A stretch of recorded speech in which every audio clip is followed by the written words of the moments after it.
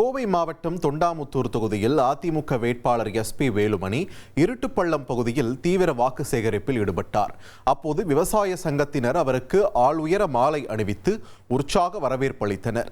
பொதுமக்களிடையே பேசிய அவர், முன்னாள் முதல்வர் ஜெயலலிதா ஆட்சி காலத்தில் இந்த பகுதிக்கு தேவையான தெரு விளக்குகள், சாக்கடை மற்றும் குடிநீர் வசதிகள் உள்ளிட்ட அனைத்து அடிப்படை திட்டங்களையும் முழுமையாக நிறைவேற்றி உள்ளதாக பெருமிதத்துடன் தெரிவித்தார். கடந்த முறை வழங்கிய அதே பேராதரவை இந்த தேர்தலிலும் வழங்கி இரட்டை இலை சின்னத்தில் வாக்களித்து தங்களை வெற்றி பெற செய்யுமாறு அவர் கேட்டுக்கொண்டார்.